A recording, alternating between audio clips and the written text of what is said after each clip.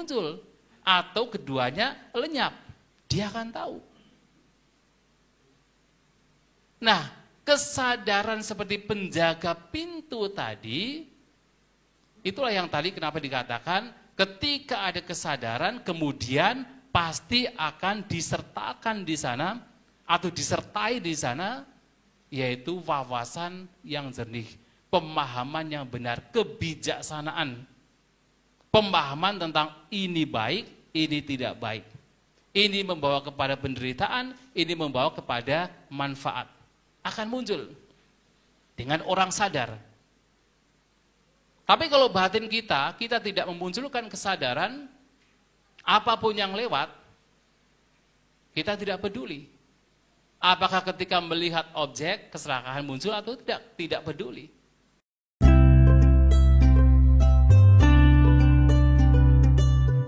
Ibu, saudara-saudari sekalian, selamat malam semuanya.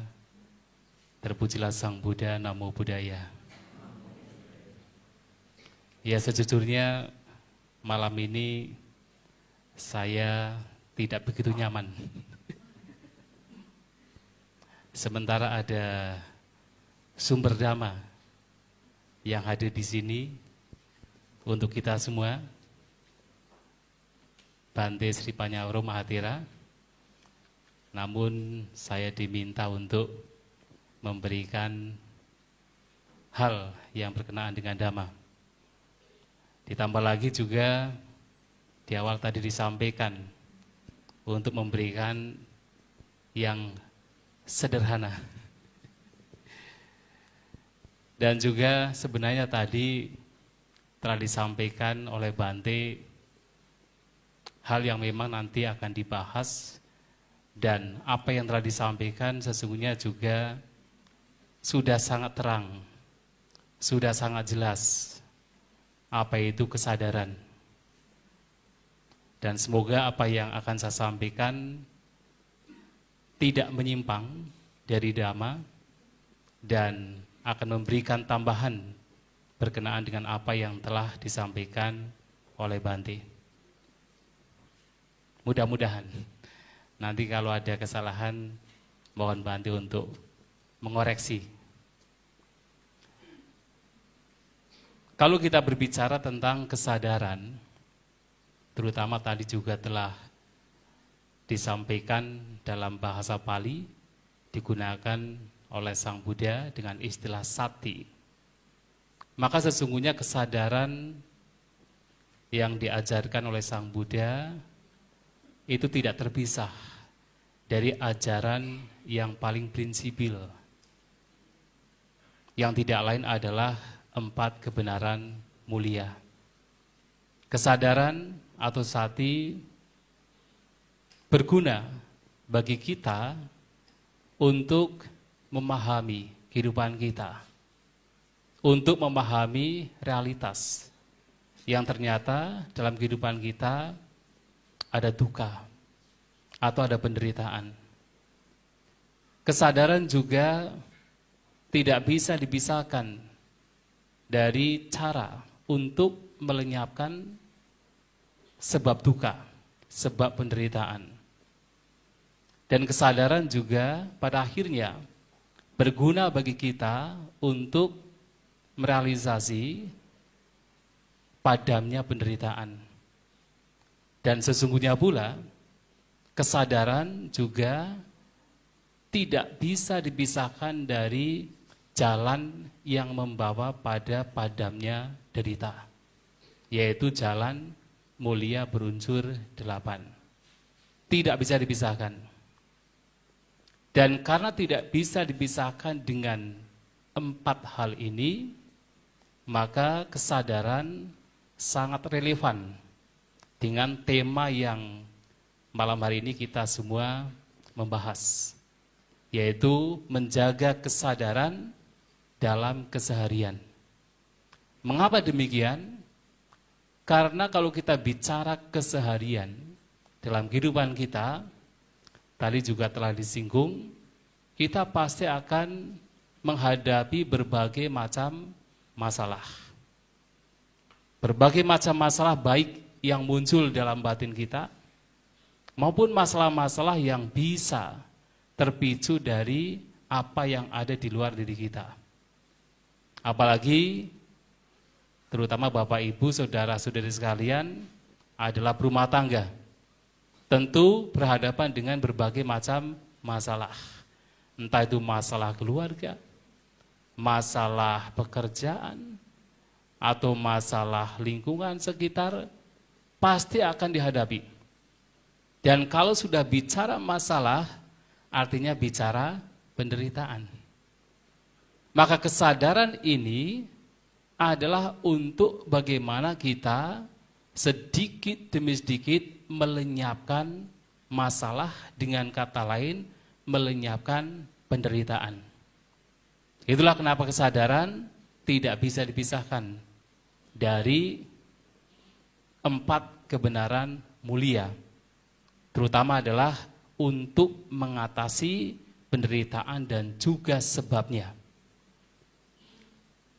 Dan tadi juga telah disinggung bahwa kesadaran juga identik dengan meditasi. Orang yang hidup dengan sadar, orang yang berkesadaran adalah orang yang bermeditasi. Namun juga ada pertanyaan. Kami para biku biasanya mendapatkan curhatan dari beberapa orang. Kenapa Bante?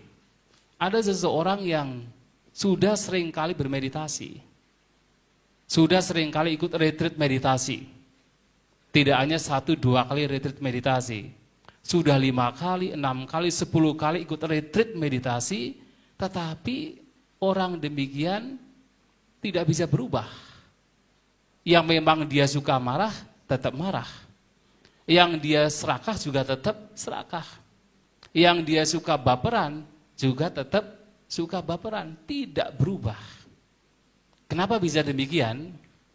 Karena dia menjaga kesadarannya, memunculkan kesadarannya hanya pada saat retreat. Begitu keluar dari retreat meditasi, kesadaran tidak dijaga. Kesadaran tidak dimunculkan. Dia hanya sadar pada saat retreat meditasi. Itulah kenapa kesadaran itu harus dijaga dalam keseharian.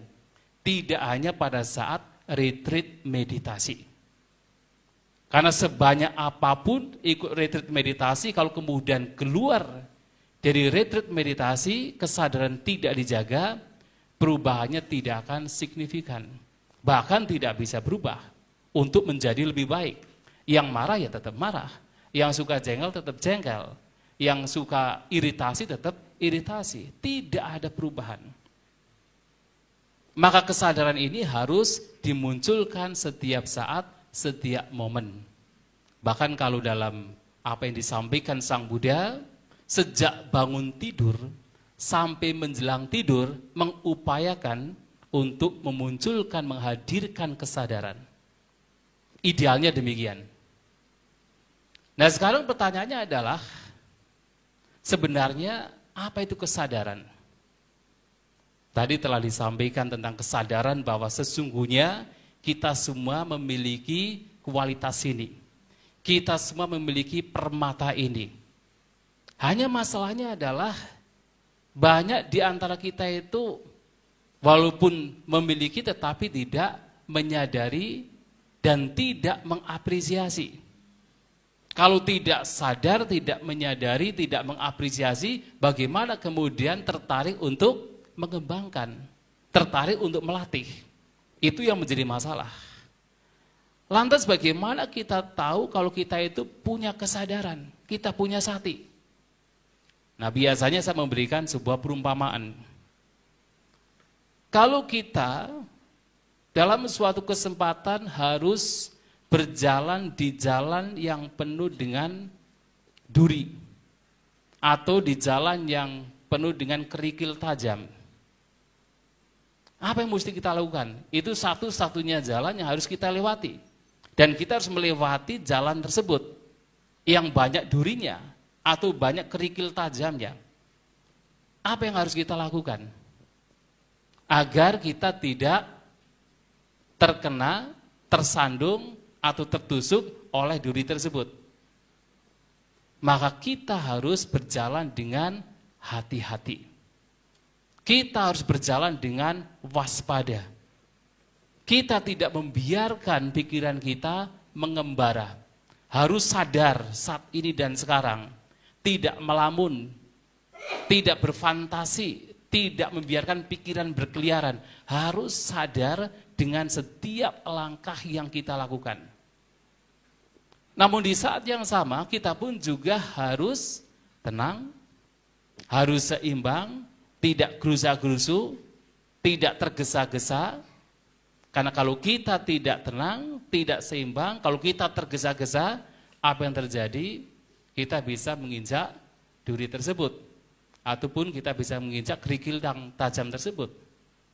Atau kalau kemudian kita tidak waspada, kita membiarkan pikiran mengembara, kita tidak sadar dengan apa yang sedang kita lakukan, yaitu berjalan di jalan yang penuh dengan duri, kita pun juga bisa celaka. Kita bisa menginjak duri tersebut. Nah, sesungguhnya kondisi batin di mana kita berjalan dengan hati-hati, dengan waspada, dengan penuh perhatian, dengan sadar, dengan eling, dengan tenang, dengan seimbang, tidak gerusa-gerusu, itulah sati, itulah kesadaran. Nah, dari sini tentu kita semua sesungguhnya sudah memiliki. Kita sudah memiliki, buktinya kalau kita berjalan di jalan yang licin atau jalan yang penuh dengan bahaya, kita hati-hati. Kita enggak tekno, memperhatikan langkah kita. Itulah sati, itulah kesadaran. Tetapi kemudian yang menjadi masalah adalah walaupun kita sudah memiliki, kita tidak mengapresiasi. Apalagi kita kemudian menghadirkan setiap saat. Nah, dalam konteks meditasi melihat ke dalam batin kita, kewaspadaan demikian, perhatian demikian, eling sadar demikian, itu yang kita munculkan dalam setiap apa yang kita lakukan, termasuk melihat batin kita dengan waspada, dengan perhatian. Dan ternyata pada saat kita melihat ke dalam batin kita, kesadaran ini juga dibutuhkan tidak hanya pada saat kita berada dalam kondisi yang bahaya. Biasanya orang berpikir, orang biasanya sadarnya itu, perhatiannya itu, waspadanya itu pada saat ada bahaya. Itulah kenapa kadang-kadang banyak orang datang ke wihara itu ketika sudah tua. Baru sadar, karena sudah mendekati kematian baru sadar. Tapi begitu muda, merasa masih nyaman, merasa masih bahagia, merasa masih kuat, hilang, menjadi lengah. Jadi kesadaran itu lawan dari kelengahan, orang menjadi lengah. Padahal di dalam apapun yang tidak hanya tidak menyenangkan, bahkan ketika kita dalam zona yang nyaman, dalam zona yang menyenangkan, bahaya juga akan ada. Seperti tadi Bante menyampaikan, ketika orang menjadi sukses, itu menyenangkan, itu zona yang nyaman. Tapi kalau tidak sadar, oh ternyata keserakahan itu bisa muncul, bisa berkembang. Memang ketika mengalami hal yang tidak menyenangkan, kelihatan dengan jelas. Ada kebencian yang muncul, ada kemarahan yang muncul, ada iritasi yang muncul, kelihatan dengan jelas, sehingga dalam kondisi demikian mudah untuk memunculkan kesadaran. Kita hati-hati, kita menjadi waspada. Tetapi ternyata kewaspadaan demikian, kesadaran demikian, mesti dimunculkan bahkan ketika berada di zona yang nyaman. Karena keserakahan bisa muncul, kemelekatan bisa muncul. Nah sehingga karena kemelekatan, keserakahan muncul, dampaknya juga pasti adalah penderitaan. Ketika yang diinginkan tidak diperoleh, atau yang sudah diperoleh kemudian berpisah, maka penderitaan itu akan muncul. Maka kesadaran ini harus dimunculkan dalam setiap momen, setiap saat untuk melihat setiap tindakan yang kita lakukan. Baik ucapan kita, perbuatan kita, ataupun pikiran kita. Menyadari apa yang kita lakukan, waspada, hati-hati, sadar, senantiasa kembali ke saat ini dan sekarang untuk mengamati setiap tindakan kita. Nah, juga hal lain yang penting dalam kesadaran ini adalah dalam praktik kesadaran juga seringkali kesadaran yang dimunculkan sering disebut sebagai kesadaran pasif atau sering disebut sebagai perhatian yang apa adanya, bare attention. Sometimes kadang-kadang passive awareness, kesadaran pasif. Apa yang dimaksud dengan kesadaran pasif di sini adalah kesadaran di mana ketika seseorang memperhatikan apapun pengalaman, apapun fenomena yang dialami, seseorang tidak kemudian terseret oleh suka maupun tidak suka.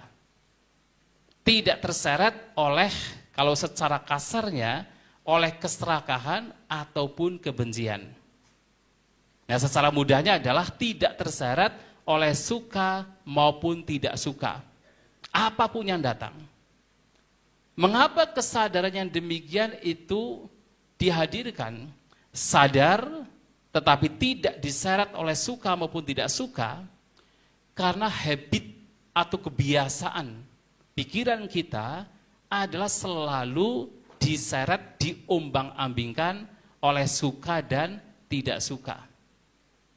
Apapun hal yang menyenangkan, entah yang berkenaan dengan objek yang dilihat, atau suara yang didengar, rasa makanan yang kita makan, bebauan yang kita hirup, apapun objek-objek yang datang pada kita, ketika itu menyenangkan, sudah menjadi habit atau kebiasaan pikiran kita untuk melekat, untuk menyukai, untuk bergembira di sana. Dan pada akhirnya ketika kemelekatan muncul, kesukaan muncul, keserakahan muncul, yang terjadi adalah begitu yang dianggap menyenangkan itu tidak ada atau kemudian lenyap, maka penderitaan juga muncul. Itu adalah kebiasaan kita. Dan sebaliknya pula ketika muncul objek-objek yang tidak menyenangkan, yang selama ini dianggap sebagai tidak memberikan kesenangan, sudah menjadi kebiasaan pikiran kita untuk kemudian membenci, untuk menolak, untuk tidak menyukai, menjadi iritasi. Dan itu sendiri adalah penderitaan. Terus diombang-ambingkan oleh suka dan tidak suka yang merupakan manifestasi dari keserakahan maupun kebencian. Dan itu adalah kebiasaan dari pikiran kita terhadap apapun objek, apapun pengalaman yang dihadapi, yang datang pada kita. Nah, dalam kesadaran di sini kita sadar terhadap batin kita, terhadap apapun yang terjadi pada diri kita, tetapi di saat yang sama tidak terseret oleh suka maupun tidak suka. Kalau dalam bahasa yang diberikan oleh Sang Buddha, dikatakan di sana, mungkin ini tidak sederhana Banti, bahasa Pali.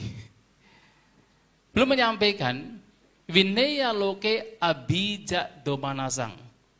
Jadi ketika kita memunculkan kesadaran, di sana juga kita harus meninggalkan, harus melenyapkan abija domanasa. Abija adalah keserakahan, domanasa adalah kebencian. Dengan kata yang sederhana, abija adalah suka, domanasa adalah tidak suka. Harus meninggalkan suka maupun tidak suka.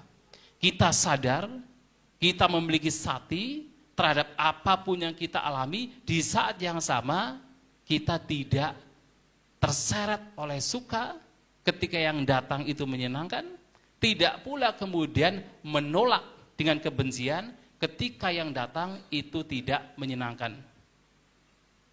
Orang yang sadar adalah orang yang batinnya seimbang, orang yang batinnya tenang, tidak terseret oleh dua hal ini. Dan ketika batin tidak terseret oleh suka maupun tidak suka,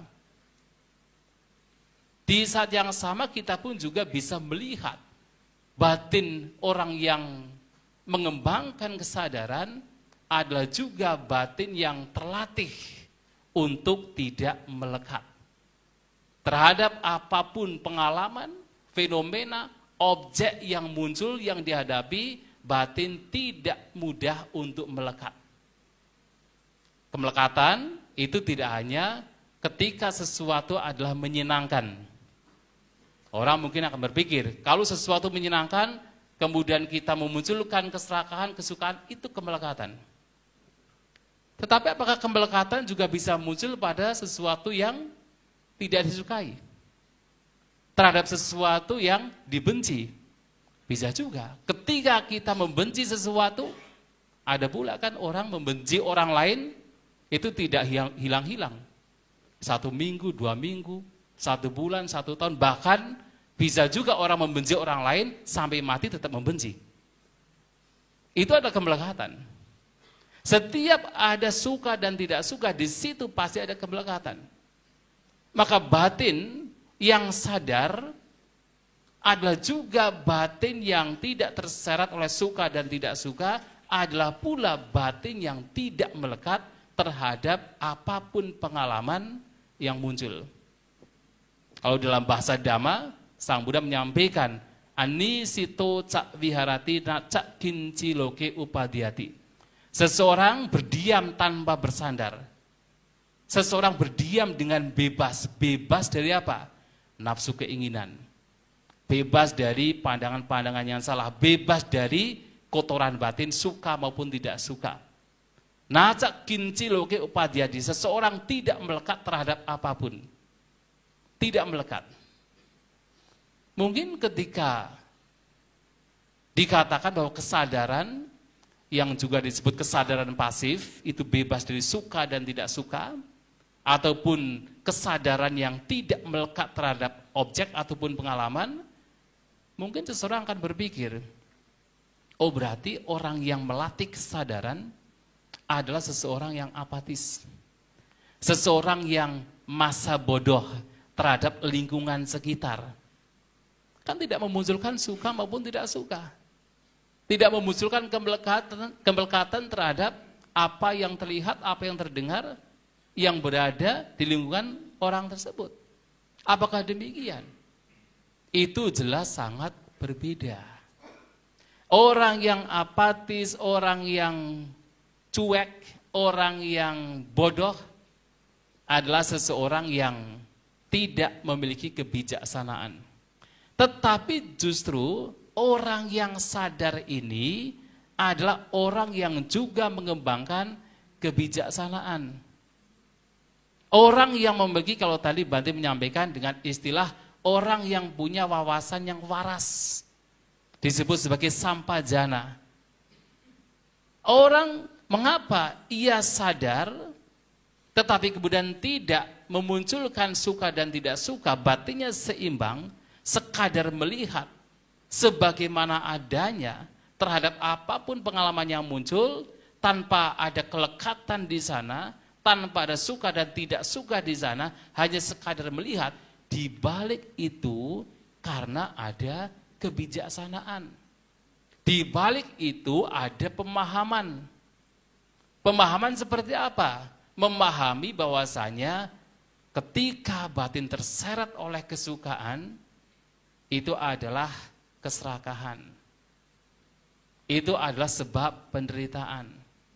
Ketika kemudian batin diseret oleh kebencian atau penolakan atau iritasi, itu sendiri adalah sebab penderitaan. Itu sendiri adalah penderitaan. Mengerti, memahami bahwa suka dan tidak suka adalah sumber penderitaan, maka batin orang yang memunculkan kesadaran itu kemudian menjadi tidak terseret. Menyadari tanpa harus diseret oleh suka maupun tidak suka. memahami bahwa suka adalah keserakahan, tidak suka adalah kebencian. Dan pemahaman yang demikian itu akan berkembang seiring dengan latihan itu sendiri. Karena kalau hanya sekadar paham, seseorang yang sudah membaca kitab suci, saya yakin semua paham.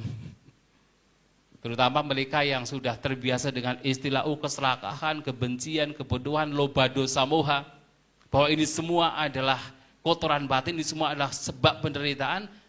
Umat Buddha terutama pasti sudah familiar semua, sudah paham semua, sudah tahu semua.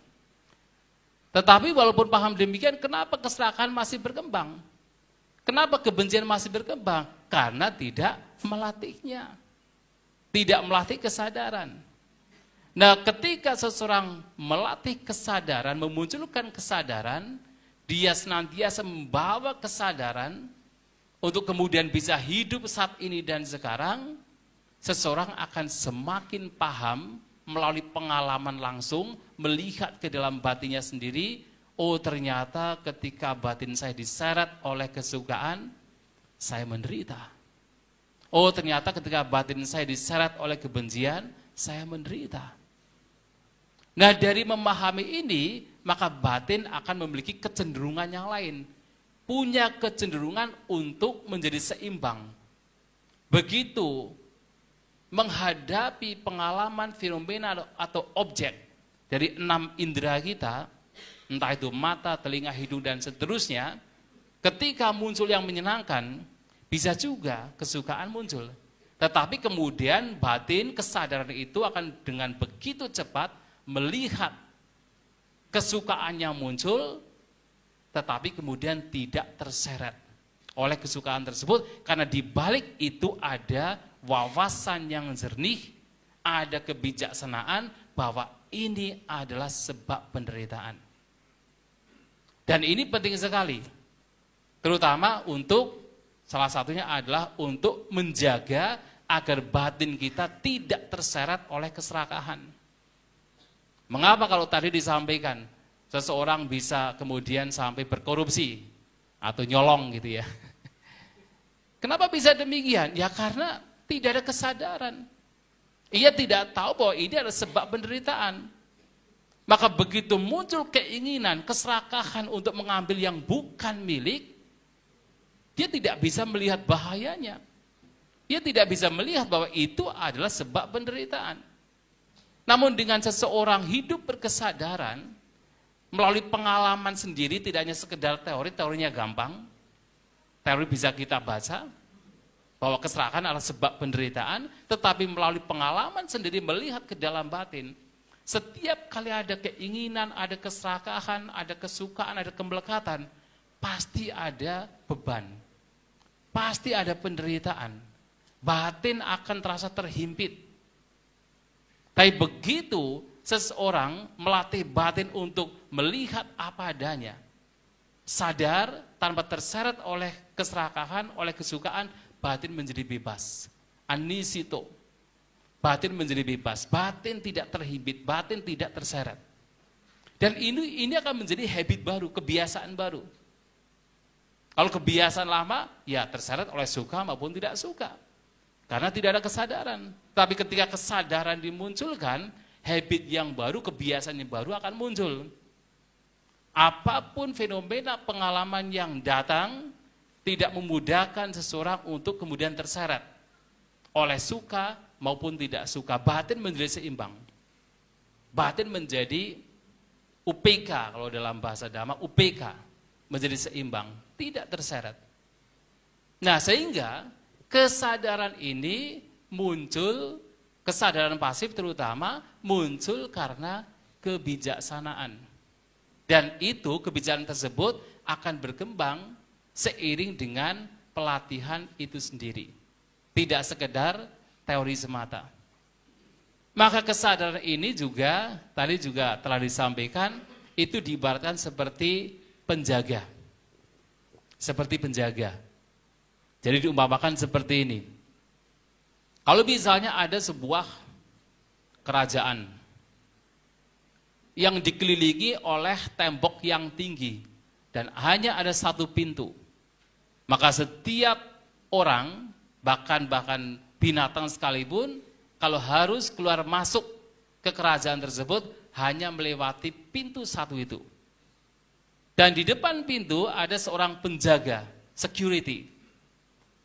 Dia penjaga yang cerdas, intelijen, yang waspada, tidak lengah, penuh perhatian, sehingga dengan ketelitian dia, perhatian dia, kewaspadaan dia, kesadaran dia tidak melalaikan tugasnya sebagai seorang penjaga, dia akan paham siapa-siapa yang masuk, siapa-siapa yang keluar. Dia pun juga akan tahu siapa-siapa yang boleh masuk, siapa-siapa yang tidak boleh masuk. Oh, ini membahayakan, tidak boleh masuk. Oh, ini adalah orang yang akan memberikan manfaat bagi kerajaan tersebut, maka boleh masuk. Dan dia pun juga tahu siapa-siapa yang harus keluar, siapa-siapa yang tidak boleh keluar. Penjaga tersebut.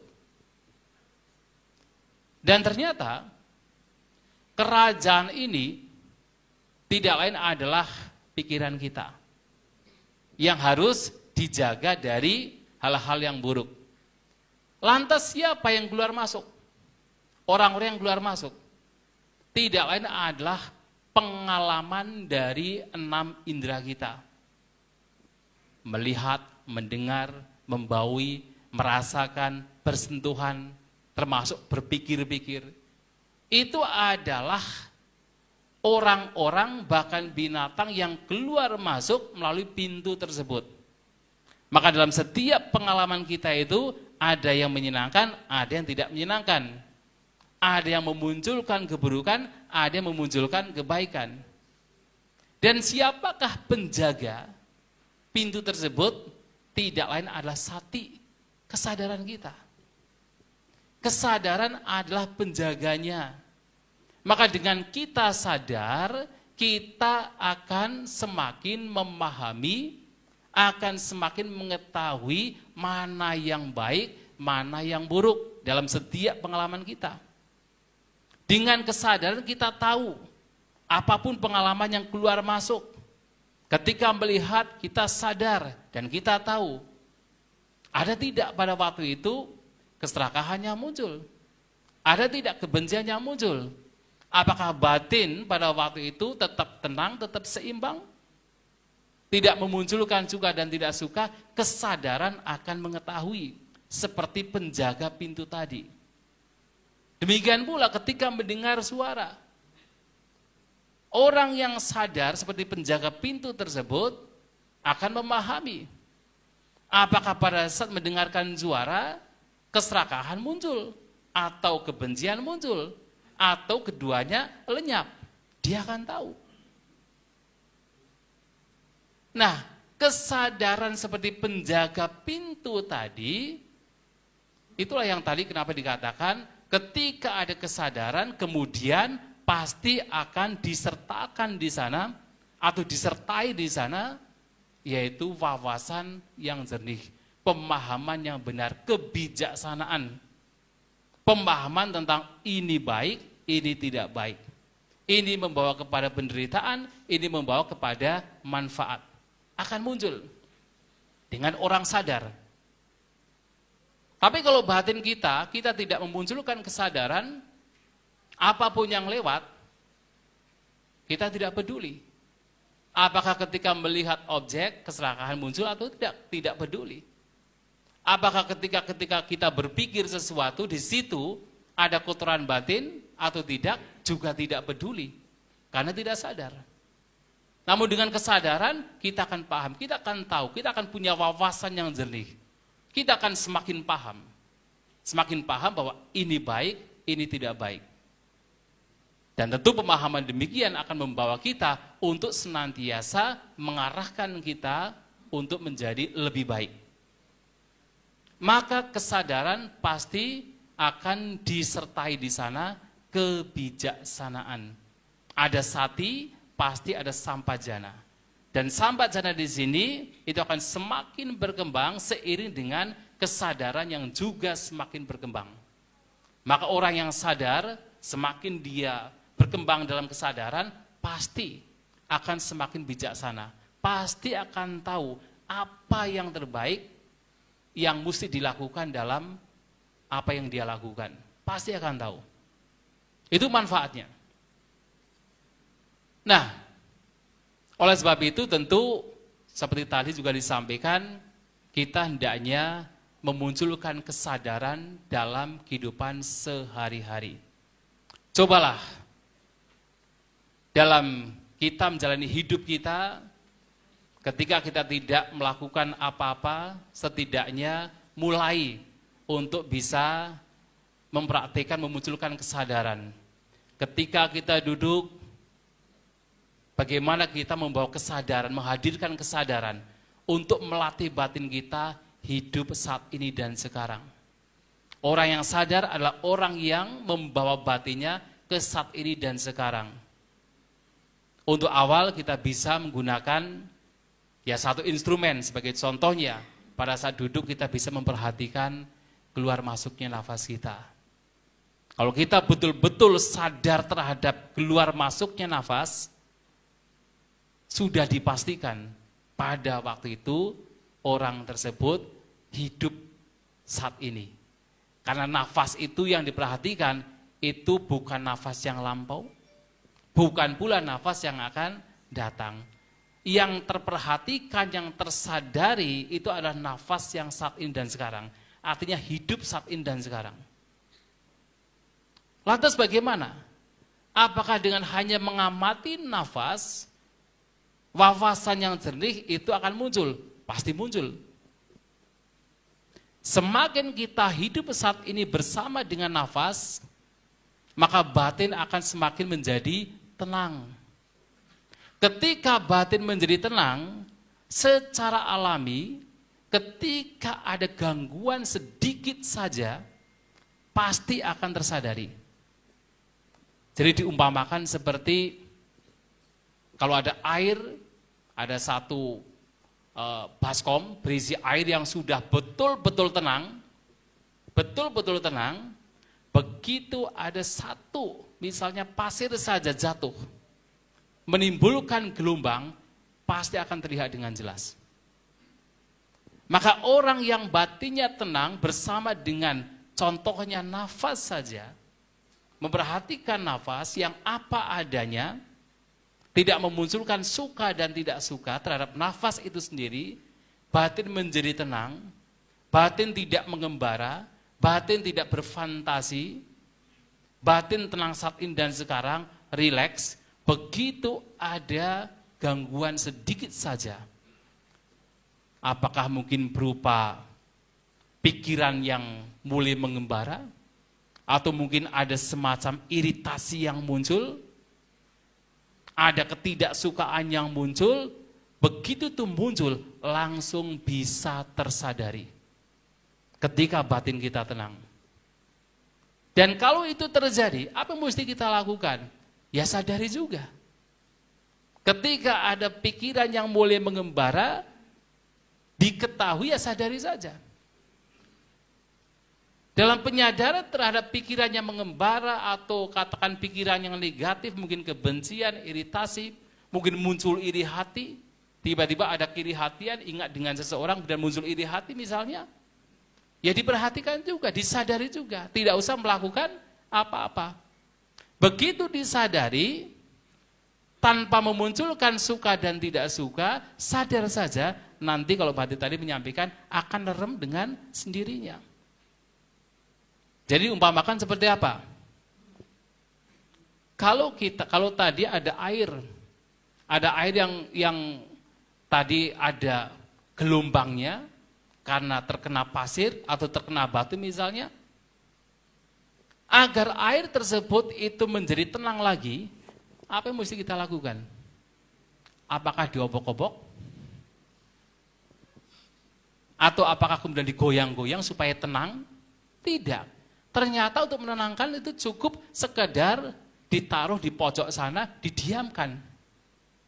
Didiamkan saja. Begitu didiamkan, dia akan lerem sendiri, akan tenang sendiri. Itulah batin kita. Nah, ketika yang muncul ini, yang menjadi pengganggu ini muncul, kesadaran pun juga harus diletakkan di sana, disadari tanpa melakukan apa-apa. Itu nanti akan lerem sendiri. Dan semakin kesadaran ini berkembang, tidak hanya kita mengatakan pengotor batin yang kasar saja yang terlihat dengan jelas, bahkan perintah batin, pengotor batin yang halus, yang kelihatannya bukan pengotor batin, itu juga akan terlihat dengan jelas. Seperti apa?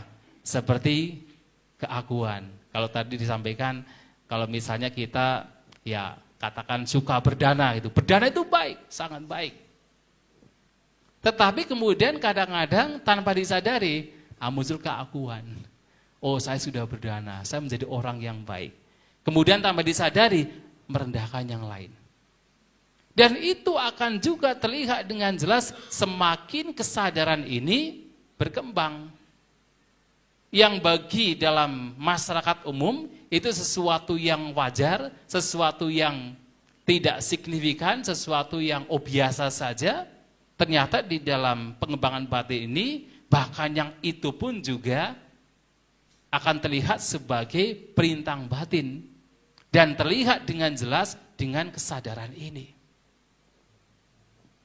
Maka kesadaran ini akan semakin membawa kita untuk memahami apa yang mesti kita lakukan.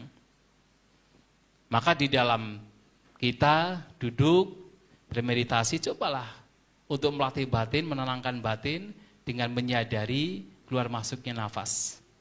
Dan caranya sama ketika menyadari yang lainnya.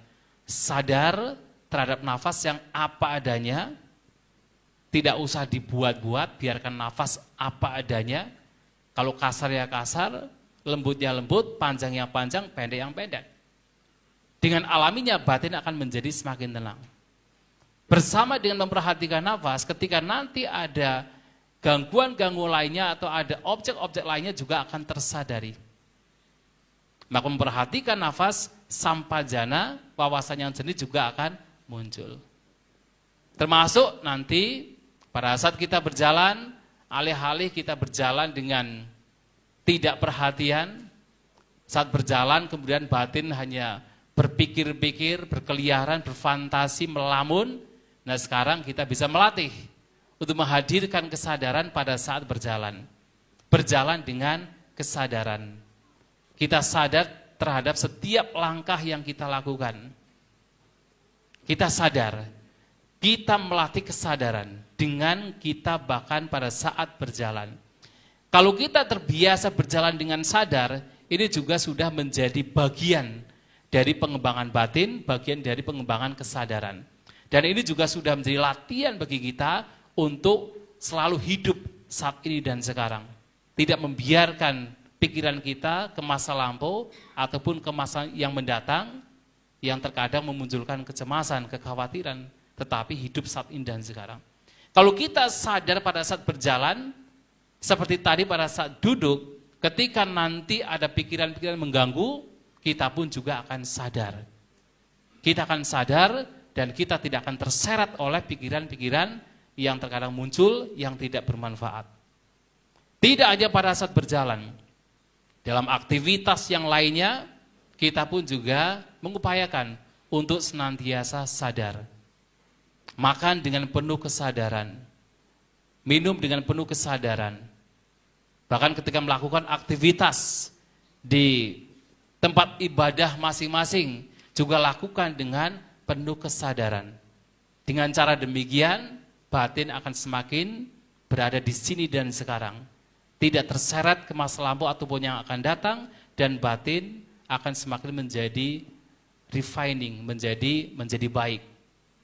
Memahami apa yang mesti dilakukan yang terbaik untuk dirinya sendiri. Maka kesadaran harus dimunculkan dalam kehidupan sehari-hari.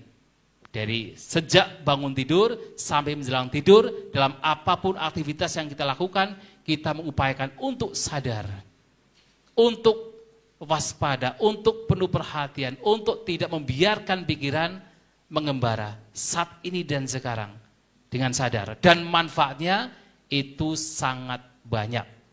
Manfaatnya adalah kita bisa memanage emosi kita yang tadinya mudah terseret, baperan, mudah iritasi. Nah sekarang dengan kesadaran kita akan melihat iritasi muncul, disadari, lenyap. Muncul rasa baper, tersadari, lenyap. Batin akan semakin menjadi tenang. Batin tidak akan terseret oleh objek-objek luar. Karena meditasi dengan kesadaran adalah kalau tadi disampaikan, itu bukan masalah mengubah yang ada di luar. Meditasi adalah mengubah apa yang ada di dalam batin kita. Objek-objek luar itu akan terus demikian. Ada yang kelihatan indah, ada yang kelihatan tidak indah. Kalau kita tidak punya kesadaran, kebahagiaan kita, penderitaan kita ditentukan oleh objek luar, oleh lingkungan kita. Tetapi ketika kita memunculkan kesadaran, melatih kesadaran, kebahagiaan kita itu bukan karena objek luar, tapi karena dalam batin kita. Objek luar akan terus berubah. Yang menyenangkan, tidak menyenangkan akan terus ada. Tetapi batin kita tidak terseret oleh apa yang ada di luar. Yang lain mungkin masih serakah, karena kesadaran kita, seseorang tidak kemudian terseret oleh keserakahan. Yang lain mungkin ketika ada sesuatu yang tidak menyenangkan, kebencian muncul, karena kesadaran kita tidak terseret oleh kebencian yang muncul. Batin semakin tenang, batin semakin seimbang, kita bisa memanage emosi kita dengan lebih baik. Dan itulah manfaat kesadaran. Manfaat yang paling tinggi adalah nibbana. Dan itu on the way. Itu on the way. Yang terpenting adalah bagaimana sekarang kita bisa memanage emosi kita, memanage pikiran kita, bukan mengendalikan yang di luar, tapi melihat yang di dalam. Apapun yang terjadi di luar itu sekadar objek, tetapi lihatlah ke dalam. Adakah kebencian, keserakahan ada dalam batin kita?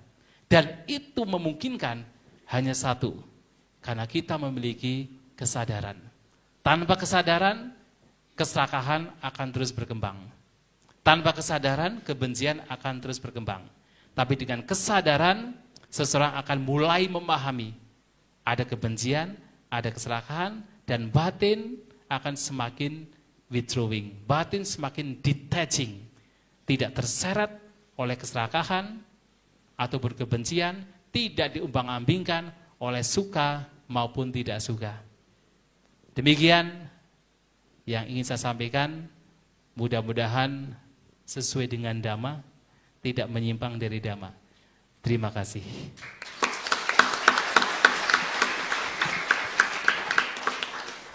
Baik, Bante, terima kasih. Dhamma yang luar biasa telah disampaikan.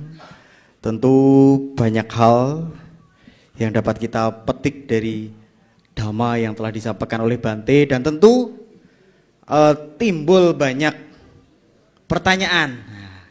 Maaf Bante, ini kita masih ada waktu, kurang lebih masih setengah jam. Marilah kita gunakan dengan maksimal, tentu memperdalam lagi sesuai dengan Dhamma yang telah disampaikan oleh Bante. Monggo, kami persilahkan kepada Bapak Ibu untuk memberikan pertanyaan. Satu pertanyaan, ya, dimulai dari satu pertanyaan. Monggo, silakan. Tidak usah malu-malu, langsung menuju ke podium yang telah disediakan. Silakan. Maju saja dan menyebutkan nama. Silakan.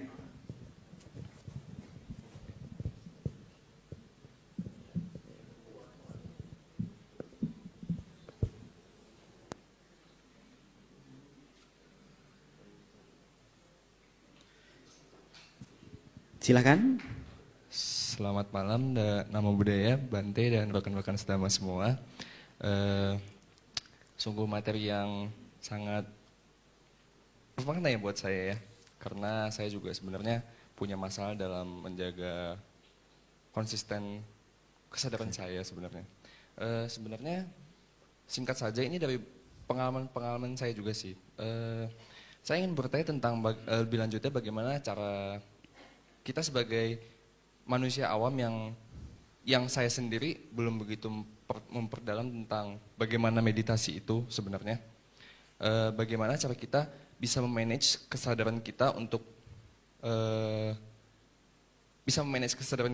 dalam situasi seperti situasi di mana kita itu didesakan oleh situasi yang mencemaskan, membuat kita gugup atau membuat kita takut seperti sekarang juga. Ya, mungkin pertanyaan saya itu saja, Bante. Terima kasih Nama Budaya. Mungkin Bante. Iya, itu aja ya? Ya gitu ya. Iya, baik. Kesadaran itu adalah kualitas batin.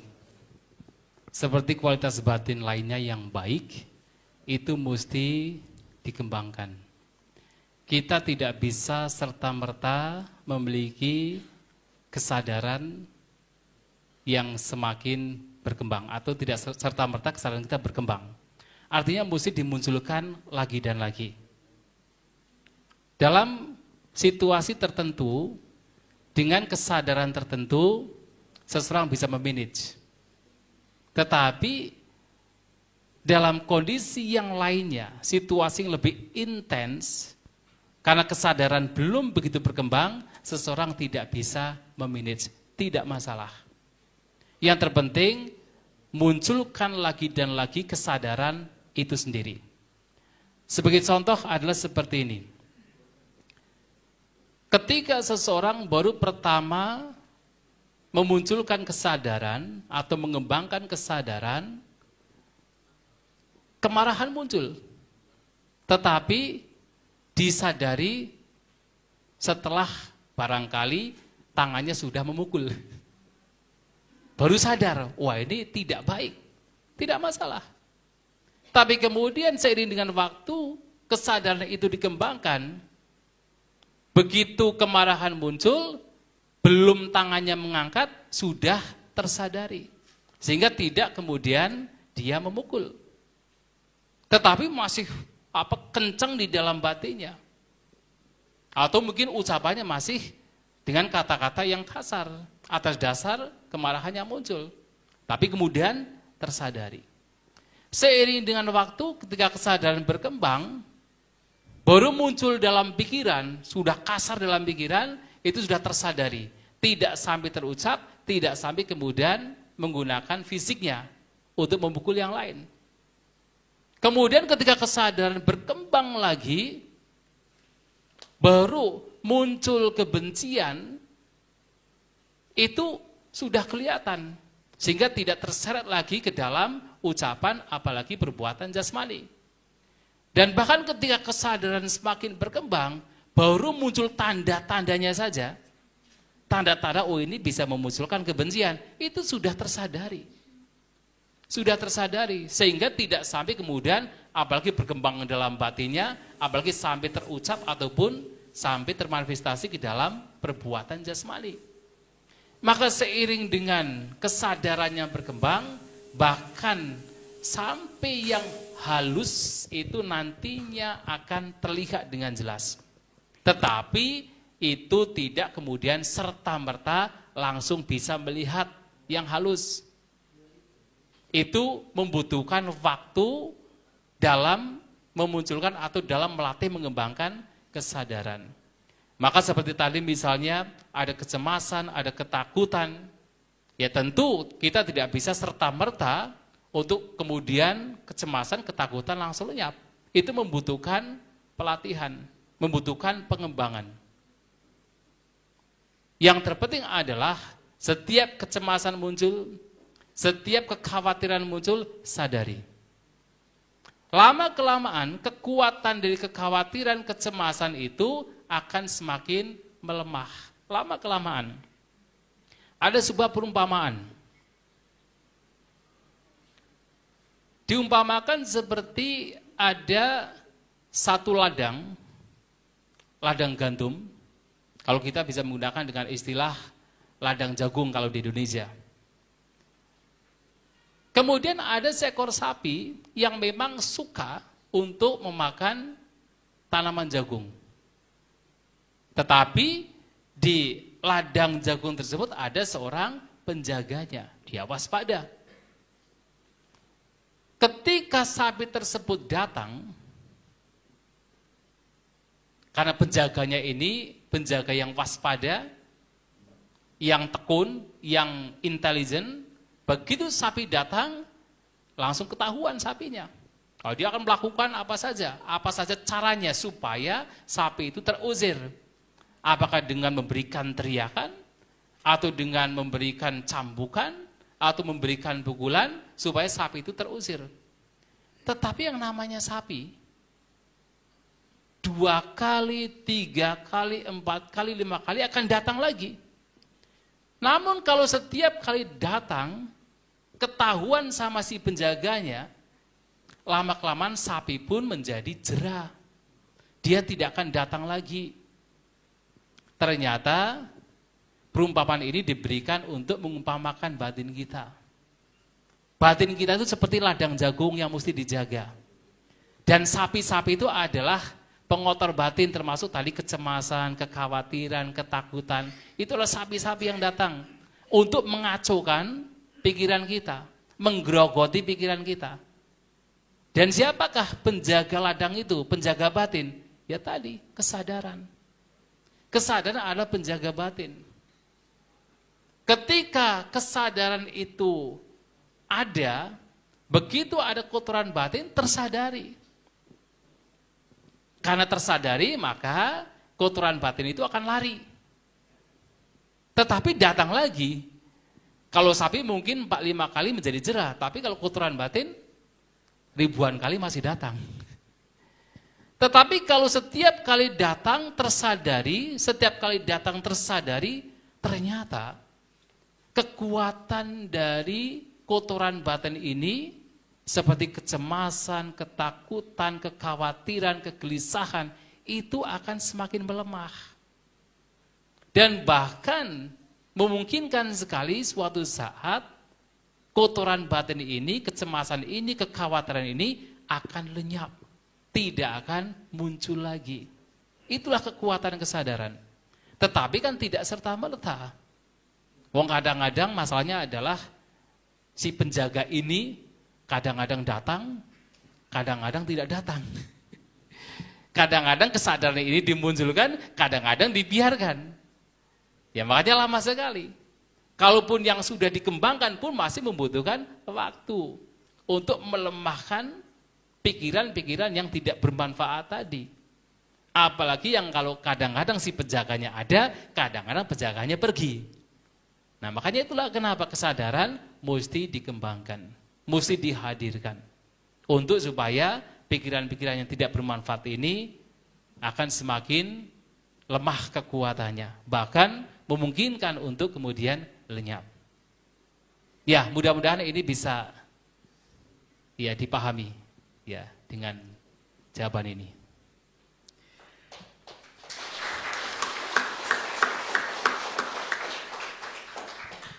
Baik, Bante, masih ada satu lagi pertanyaan. Wah, yang tunjuk jari banyak Bante, tapi tadi saya dibatasi. Satu lagi ya, monggo silakan langsung menuju ke podium saja. Yang sebelah sini, ya silakan maju ke depan. Oh.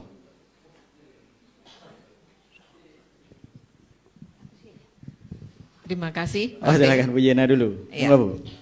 Tadi Bante memberikan penjelasan tentang kesadaran pasif yang kita harus sampai sati sampacanya. Nah, tentu ada kesadaran pasif, tentu ada kesadaran yang aktif. Yang aktif yang bagaimana Bante? Supaya kita bisa sadar setiap saat. Terima kasih. Sebenarnya kesadaran yang mesti dikembangkan itu adalah kesadaran pasif. tetapi tidak berarti bahwa itu tidak dinamis. Harus diingat, kesadaran pasif tetapi dinamis. Kenapa bisa dikatakan dinamis? Karena ada sampajananya. Di situ ada kebijaksanaannya. Pasif karena tidak terseret oleh suka maupun tidak suka. Kalau masih terseret oleh suka dan tidak suka, walaupun sadar, tapi masih terseret oleh kotoran batin, mohon maaf. Bahkan ini, mohon maaf ya, ini dalam kitab pengulas. Bahkan binatang juga memiliki. Seperti apa? Mungkin pernah melihat seekor kucing yang mau memangsa cicak di dinding. Dia berjalan dengan pelan-pelan. Bahkan lebih pelan dari kita yang sedang vipassana. Ya kan? Sampai tidak ada suara jalannya itu. Begitu mendekati di dinding tersebut, melihat cicak tersebut dengan sangat fokus. Pertanyaannya adalah, apakah kucing tersebut pada waktu itu sadar dengan dirinya? Tahu apa yang sedang dia lakukan? Pasti tahu. Tetapi apakah dia sedang bermeditasi? Ya tidak. Kenapa? Justru yang dimunculkan adalah keserakahan. Ketika memangsa cicak tersebut, yang dimunculkan adalah kebencian. Dia tahu apa yang dia lakukan. Kalau dia tidak tahu terhadap apa yang dilakukan, dia akan berjalan dengan serampangan. Cicaknya lari. Tapi dia berjalan dengan pelan-pelan dan sangat pelan. Tetapi karena batinnya terseret oleh kebencian, oleh keserakahan, itulah kesadaran yang tidak dikembangkan di dalam meditasi ini. Maka meditasi ini adalah kesadaran pasif karena tidak terseret oleh suka maupun tidak suka. Namun di balik itu ada wawasan yang jernih. Ada kebijaksanaan. Nah, sehingga inilah yang sesungguhnya mesti kita kembangkan. Jadi, kalau kita menggunakan kesadaran aktif dalam konteks yang baik, adalah kesadaran yang dinamis karena ada kebijaksanaan. Dan karena ada kebijaksanaan, kesadaran yang demikian pun juga akan semakin berkembang. Aktifnya adalah berkembang. Tapi kalau tidak ada kebijaksanaan, ya bahkan binatang pun juga memiliki, dia tahu apa yang dia lakukan. Tetapi kotoran batin justru akan berkembang di sana. Ya seperti orang sedang mancing sajalah. Kan kadang-kadang orang berpikir, mancing kan juga meditasi. Ya kan? Kan sadar ketika mancing, bahkan ketika bergerak sedikit saja, dia sadar sekali, dia tahu. Tapi apakah orang yang sedang mancing adalah orang yang sedang bermeditasi? Ya tidak. Yang dimunculkan adalah kebencian, keserakahan yang dimunculkan. Dia tidak sedang bermeditasi. Maka meditasi ini menghadirkan kesadaran yang pasti disertakan di sana wawasan yang jernih, sampajana, kebijaksanaan. Ya, mudah-mudahan bisa dipahami. Ya. Baik, Bante, terima kasih. Mungkin satu lagi ya. Wah, tadi saya udah satu lagi ya. Silakan. Ya. Mohon mic-nya.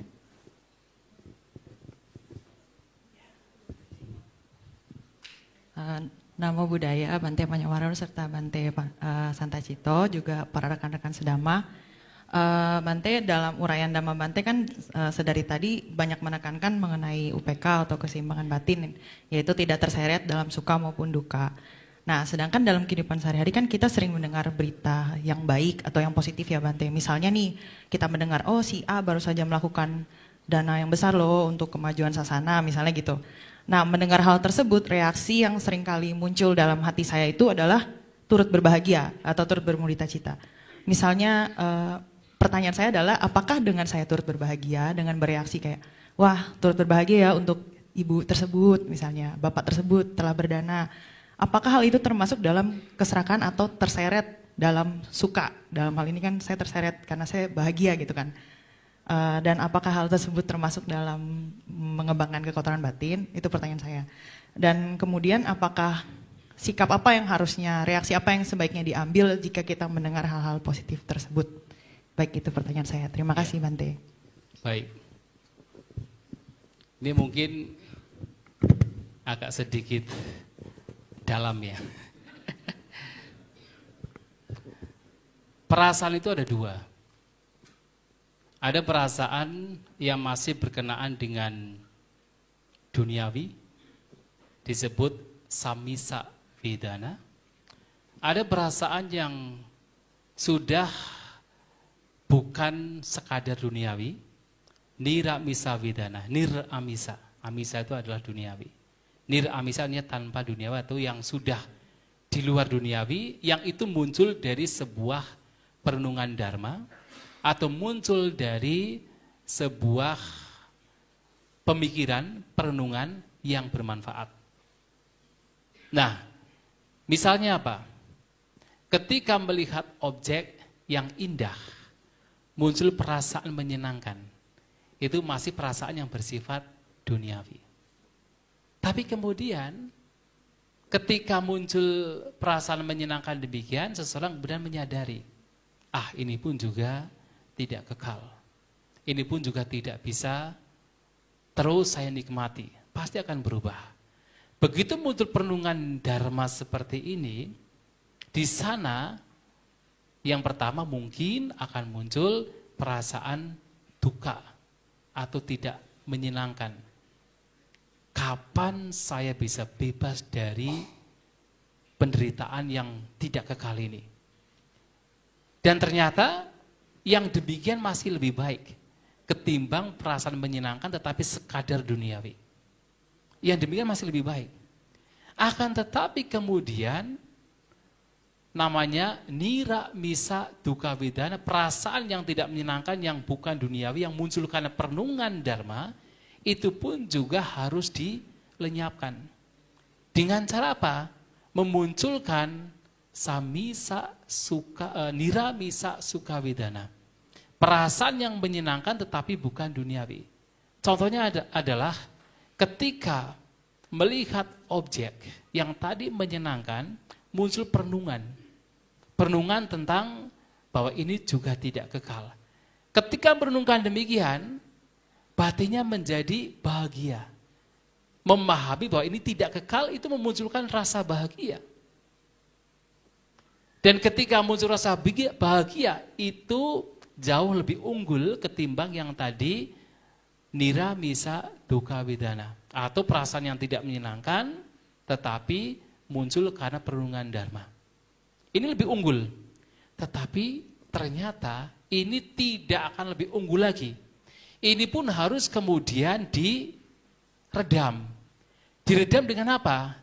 Niramisa adu kama suka vedana. Diredam dengan perasaan yang bukan menyenangkan dan bukan tidak menyenangkan yang juga muncul dari perenungan dharma. Yang tidak lain adalah UPK. Dan ini lebih unggul lagi. Jadi UPK ini batin yang seimbang itu lebih unggul dari batin yang bahagia. Maka tadi kalau pertanyaannya adalah ketika kemudian mendengar ada orang melakukan kebaikan dan kita merasa bahagia, kan pemahaman yang benar itu baik. Baik ketimbang kemudian muncul kebencian. Itu lebih baik. Tetapi ternyata ini pun juga masih kurang unggul. Akan lebih unggul lagi ketika kemudian muncul UPK, keseimbangan batin. Karena mau tidak mau bahwasanya kebahagiaan yang demikian ini pun itu bisa menyeret seseorang, apalagi kalau kita lebih dalam lagi, coba kalau kita melihat orang lain berbuat kebaikan, apa yang muncul di sana? Walaupun bahagia, pasti persepsi bahwa ada diri. Ini lebih dalam lagi. Yang mana ini juga bagian dari pengkotor batin. Pada akhirnya walaupun baik, tetapi ini pengotor batin. Makanya kenapa? Pandangan yang benar ada dua. Yang pertama pandangan benar tentang hukum karma, itu baik sekali. Tetapi kenapa pandangan benar tentang hukum karma itu masih berhubungan dengan apa? Dengan pengotor batin. Namanya satsawa.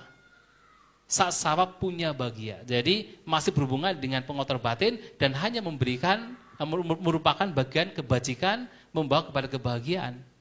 Karena di situ masih ada persepsi bahwa ada makhluk, ada aku, ada diri. Ketika kita berbahagia terhadap kebaikan orang lain, karena kita paham dengan hukum karma, oh dia melakukan kebaikan, pasti nanti akan terlahir di alam surga misalnya gitu. Kita ikut bahagia, itu baik sekali. Tapi di balik itu masih ada kecacatan. Maka kemudian UPK ini dikatakan lebih unggul lagi. Lebih unggul lagi. Karena batin tidak terseret oleh suka maupun tidak suka. Dan orang yang memunculkan kesadaran pada akhirnya membawa kepada sebuah persepsi. Persepsi di mana segala sesuatu ternyata hanya sekadar fenomena yang sifatnya muncul dan lenyap. Tidak memunculkan persepsi aku. Hanya sekadar fenomena. Ini tingkatan yang lebih advance lagi. Nah, sehingga UPK di sini itu lebih unggul dari bahagia. Tetapi ini juga sudah sangat baik ketimbang membenci orang yang melakukan kebaikan. Kan sering kan ketika orang melakukan kebaikan, ada orang jual, orang lain mengatakan, oh paling-paling suka pamer doang dia. Betul ya? Hanya untuk mencari nama doang. Padahal kita harus ikut anmodana, kita harus ikut berbahagia. Itu lebih baik. Itu sangat lebih baik. Tetapi akan lebih unggul lagi sedikit demi sedikit itu tadi UPK yang muncul karena kesadaran yang dikembangkan. Itu memang lebih unggul lagi. Semoga bisa dipahami.